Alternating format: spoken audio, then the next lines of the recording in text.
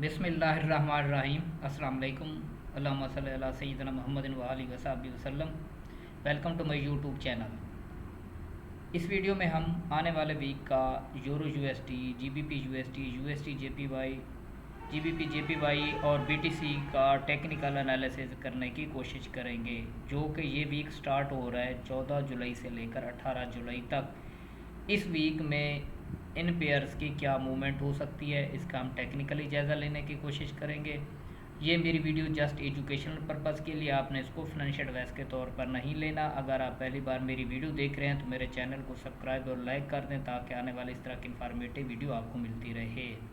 मेरा एक free WhatsApp community group भी है, जिसका लिंक इस वीडियो की डिस्क्रिप्शन में मौजूद है। आप भी मेरे कम्युनिटी ग्रुप का हिस्सा बन सकते हैं, जहां पे मार्केट की ताज़ा तरीन अपडेट अपने मेंबर को शेयर करता रहता हूं। आज का एनालिसिस स्टार्ट करने से पहले आने वाले वीक का फॉरेक्स फैक्ट्री पे देख लेते हैं फंडामेंटल न्यूज़। अगर हम फॉरेक्स फैक्ट्री पे आने वाले वीक का फंडामेंटल डाटा देखें तो हमारे पास मंडे वाले दिन यूरो के रिलेटेड फ्रेंच बैंक हॉलीडे है यूरोपियन कंट्रीज़ में, और इन यूरो पे जो है वो ख़ास मूवमेंट नहीं हो सकती यूरोपियन सेशन में। उसके बाद अगर हम ट्यूसडे 15 जुलाई को देखें तो यूरो के रिलेटेड पाकिस्तानी टाइम के मुताबिक 2 बजे मीडियम इम्पैक्ट न्यूज़ और 2 लो इम्पैक्ट न्यूज़ हैं। और उसके अलावा यूएसडी के रिलेटेड कोर सीपीआई का डाटा है, ये हाई इम्पैक्ट डाटा होता है, और ये 3 हाई इम्पैक्ट न्यूज़ हैं, और इसके अलावा एक मीडियम इम्पैक्ट न्यूज़ भी है। और यूएसडी के रिलेटेड फिर लो इम्पैक्ट न्यूज़ हैं। 16 जुलाई को देखें जीबीपी के रिलेटेड 1 बजे पाकिस्तान टाइम मुताबिक हाई इम्पैक्ट न्यूज़ है। उसके अलावा 11 बजे जो है एक सीपीआई का डाटा है जीबीपी का, और उसके अलावा 2 लो इम्पैक्ट न्यूज़ हैं। यूएसडी के रिलेटेड 16 जुलाई को 2 है इम्पैक्ट न्यूज़ हैं। और थर्सडे वाले दिन जो है जीबीपी पे जो है इस पे 2 मीडियम इम्पैक्ट न्यूज़ हैं, 1 लो इम्पैक्ट न्यूज़ है। यूरो के रिलेटेड 2 लो इम्पैक्ट न्यूज़ हैं। यूएसडी के रिलेटेड 5:30 पे 3 हाई इम्पैक्ट न्यूज़ हैं, एक मीडियम इम्पैक्ट न्यूज़ है, एक लो इम्पैक्ट न्यूज़ है।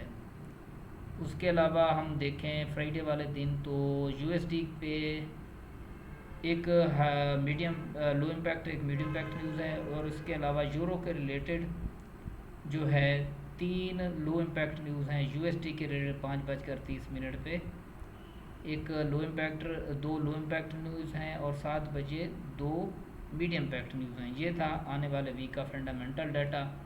अब हम DXY को ट्रेडिंग व्यू पे देखते हैं। DXY का अगर हम वीकली जायज़ा लें तो मार्केट बुलिश कैंडल क्लोज हुई है। इसी तरह की यूरो पे जो है इसके उल्टी यानी कि बीरिश कैंडल क्लोज हुई है। तो ये पिछला वीक DXY ने स्ट्रेंथ हासिल की, और अब इसका अगर हम देखें तो ये एक रेजिस्टेंस एरिया है। इसको हम डेली टाइम फ्रेम में देखते हैं, ये मार्केट का एक रेजिस्टेंस एरिया है। मार्केट यहाँ से रिजेक्ट हो सकती है, दोबारा नीचे की जानिब आ सकती है। अगर मार्केट इसको ब्रेक करती है तो ये फिर अपने जो है बाई ट्रेंड में वापस आ जाएगा डेली टाइम फ्रेम के मुताबिक। इसको अगर हम H4 के टाइम फ्रेम में देखें, H4 टाइम फ्रेम में भी ये मार्केट बाई में जा रही है, ये देखें। और यहाँ पे मार्केट का रेजिस्टेंस लेवल है, यहाँ से DXY को जो है रिजेक्शन का सामना करना पड़ सकता है। अब हम यूरो यूएसडी को देखते हैं। यूरो यूएसडी का वीकली टाइम फ्रेम ओपन करते हैं तो यूरो पे बुलिश कैंडल क्लोज हुई, DXY बुलिश कैंडल क्लोज हुई, और DXY पे जो है ना बीरिश कैंडल क्लोज हुई है। लास्ट वीक की सेलिंग प्रेशर में रहा है यूरो यूएसडी। अगर हम इसका डेली टाइम फ्रेम ओपन करें तो डेली टाइम फ्रेम के मुताबिक ये मार्केट का एक रेजिस्टेंस लेवल बन रहा है। मार्केट अगर डेली टाइम फ्रेम में इसके ऊपर कैंडल क्लोज करती है तो फिर मार्केट अपने इस हाई को, जो कि 1.18 332 330 का एरिया, इसको दोबारा रिटेस्ट कर सकती है। ये अपने बुलिश ट्रेंड में है, डेली टाइम फ्रेम में भी बुलिश में है। ये मार्केट की रिट्रेसमेंट है, और मार्केट कहाँ तक रिट्रेसमेंट ले सकती है।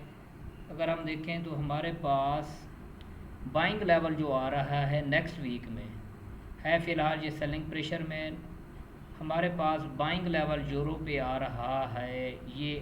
ये पहले मार्केट की रेजिस्टेंस एरिया था, अब ये सपोर्ट में कन्वर्ट हो रहा है। अगर हमें यहाँ पे 1.16 300 पे जो है अगर कोई बाइंग रिजल्ट मिलती है डेली टाइम फ्रेम में या H4 में, तो इस एरिया से हम बाई करेंगे। दूसरा बाइंग लेवल हमारे पास है 1.15870 का एरिया है, ये हमारे पास बाइंग लेवल है यूरो पे। अगर इसको मैं H4 के टाइम फ्रेम में, हाँ जी, तो H4 और डेली में भी यही हमारे पास पहला बाइंग लेवल आ रहा है 1.16307। उसके बाद हमारे पास आ रहा है 1.15890। ये हमारे पास H4 टाइम फ्रेम के मुताबिक बाइंग एरियाज़ आ रहे हैं। अगर सेलिंग करनी है तो पहली सेलिंग आपने इस लेवल से करनी है, 1.17330 का एरिया है। उसके बाद 1.17470, फिर इसका जो है 1.17600 का एरिया, ये हमारे पास रेजिस्टेंस लेवल है। इस एरिया से हम सेल करेंगे और बाइंग लेवल भी आपको बता दिए हैं। अब हम GBP USD को देख लेते हैं। GBP USD ये अगर हम इसको वीकली टाइम फ्रेम में देखें तो पिछले consecutive 2 week market selling pressure में रही है। और अगर हम बाइंग लेवल की बात करें तो ये पहले मार्केट का रेजिस्टेंस एरिया था, ये अब सपोर्ट में कन्वर्ट हो चुका है, 1.34300 का एरिया है। अगर हम H4 में इसको देखें तो मार्केट अपने इस बाइंग लेवल के बिल्कुल करीब है, लेकिन ये है, अगर इसको देखा जाए तो ये है अपने बाई ट्रेंड में, लेकिन ये मार्केट की रिट्रेसमेंट हो सकती है इस एरिया में 1.34500 का एरिया। उसके बाद 1.34165, इस एरिया से अगर हमें बाई मिलती है तो इस एरिया से हम इसको बाई करने की कोशिश करेंगे और ये हमारे ऊपर के टारगेट होंगे। पहला टारगेट 1.36150, उसके बाद 1.36500 का एरिया, ये हमारे पास रिजेक्शन जोन है। अगर यहाँ से हमें कोई रिजेक्शन मिलती है तो यहाँ से हम फिर सेल में बैठ जाएंगे। अब हम GBP JPY को देख लेते हैं। GBP JPY का वीकली टाइम फ्रेम ओपन करते हैं। वीकली टाइम फ्रेम में देखें तो मार्केट का एक रेजिस्टेंस लेवल था वीकली 1.99890 का एरिया, मार्केट ने यहाँ से रिजेक्शन प्रोवाइड किया है, लेकिन मार्केट की ये कैंडल बुलिश क्लोज हुई है। अगर हम इसका डेली टाइम फ्रेम में एनालिसिस करें तो डेली टाइम फ्रेम में मार्केट अपने बाई ट्रेंड में है, ये देख सकते हैं आप। यहाँ पे मार्केट का एक वीकली रेजिस्टेंस एरिया था, बड़े टाइम फ्रेम का रिजेक्शन एरिया था, मार्केट ने यहाँ से रिजेक्शन प्रोवाइड की है। अगर हम इसको H4 में अगर इसके कोई लेवल निकालने की कोशिश करें तो H4 टाइम फ्रेम में यही हमारे पास ये फ्रेश फेयर वैल्यू गैप था, मार्केट ने इसके ओपनिंग एरिया को सपोर्ट बनाया 198.270 का एरिया। अब हमारे पास पहली बाइंग तो यहाँ से है, दूसरी बाइंग है हमारे पास 197.970 का एरिया है। यहाँ से अगर हमें बाई मिलती है तो इस बाई को हम होल्ड करेंगे। यहाँ से लग के आ रही है 199, क्योंकि ये हमारे पास रिजेक्शन जोन है।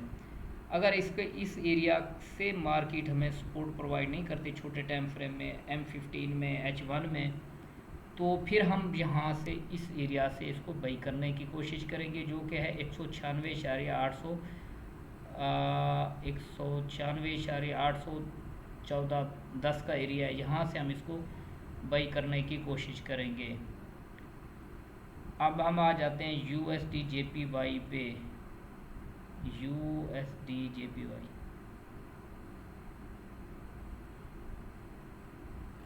हाँ जी, USD JPY weekly time frame में ओपन करते हैं। वीकली टाइम फ्रेम में देखें तो मार्केट ने एक बड़ी स्ट्रॉन्ग बुलिश कैंडल क्लोज की है। पिछला पूरा वीक USD JPY बाई में था। और अगर हम ये देखें हमारे पास वीकली रेजिस्टेंस एरिया पहला तो है 148.135 का एरिया, उसके बाद 148.500 और फाइनली हमारे पास 149.047। यहाँ से अगर हमें कुछ सेलिंग रीज़न मिलती है तो इस एरिया से हम इसको सेल करने की कोशिश करेंगे। अगर हम डेली टाइम फ्रेम में इसके लेवल निकालने की कोशिश करें तो मार्केट ने इस एरिया को सपोर्ट बना लिया है 146.214। और दूसरा हमारे पास पहले ये रेजिस्टेंस लेवल था 145.500, ये अब ये एरिया मार्केट का ये स्ट्रांग सपोर्ट है, ऊपर वाली वीक है, थोड़े नीचे वाली स्ट्रांग सपोर्ट है। 145 से अगर हमें कोई बाइंग रीज़न मिलती है तो इसको हम 148 तक होल्ड करने की कोशिश करेंगे नेक्स्ट वीक में। तो अगर हम इसका H4 में अगर इसको एनालिसिस करने की कोशिश करेंगे, ये हमारे पास H4 टाइम फ्रेम के मुताबिक रिजेक्शन जोन है 148.057। यहाँ से हम इसको सेल करेंगे। H4 का अब रिसेंटली जो है सपोर्ट मार्केट ने इसको बना लिया है, ये है हमारे पास 146.197। अगर मार्केट इस एरिया पे होल्ड नहीं करती, नीचे ब्रेक कर जाती है, तो फिर हम बाई इस लेवल से करने की कोशिश करेंगे 144.412। पहली बाइंग यहाँ से अगर हमें मिलती है 145, फिर उसके बाद हमारे पास 144.400 का एरिया, यहाँ से हम इसको बाई करने की कोशिश करेंगे। फ़िलहाल ये है अपने H4 में, डेली में, तमाम टाइम फ्रेम में ये अपनी बाई डायरेक्शन में है। आपने इसको डिप से बाई करना है। अगर ऊपर हमें इस एरिया, ये है हमारे पास सेलिंग लेवल, ये एक स्टार्ट हो रहा है 148 से। अगर यहाँ से हमें सेलिंग रीज़न मिलती है तो यहाँ से हम इसको सेल करेंगे और पहला हमारा टीपी होगा 146 145, यहाँ तक हम इसको होल्ड कर सकेंगे। अब हम BTC को देख लेते हैं। BTC, हाँ जी, BTC को अगर देखें तो मार्केट ने अपने ऑल टाइम हाई को ब्रेक कर दिया है और एक नया ऑल टाइम हाई मार्केट ने बनाया है। 118,978 का एरिया है, आलमोस्ट यहाँ तक मार्केट गई है। अब ये है अपने फुल बाई डायरेक्शन में है। मार्केट अगर रिट्रेसमेंट लेती है, अगर हम इसको डेली टाइम फ्रेम में देखें या पहले इसको वीकली में देख लेते हैं। वीकली में मार्केट ने एक बड़ी स्ट्रॉन्ग कैंडल क्लोज़ की है और अपने ऑल टाइम हाई के ऊपर इसका 50% एरिया इसके ऊपर है। अब ये अपनी फुल मतलब बाइंग में है। अगर मार्केट नीचे रिट्रेस करती है तो हमने पहली बाइंग, इसमें आप बायर हैं, फ़िलहाल कोई सेलिंग नहीं है क्योंकि इसका जो है स्ट्रांग बाई मोमेंटम में है। डेली टाइम फ्रेम में अगर यहाँ पे हमें छोटी मोटी रिट्रेसमेंट मिलती है तो वो उसको हम कैच कर सकते हैं, लेकिन सेल को ज़्यादा देर तक हम इसको होल्ड नहीं कर सकते। अगर इसको हम H4 के टाइम फ्रेम में देखें तो मार्केट ये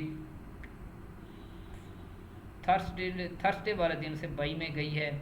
ये देखें ना, थर्सडे वाले, ये फ्राइडे की कैंडल है और ये थर्सडे वाले दिन मार्केट ने एक बड़ी हैवी मोमेंटम कैंडल के साथ ऊपर ब्रेकआउट दिया है।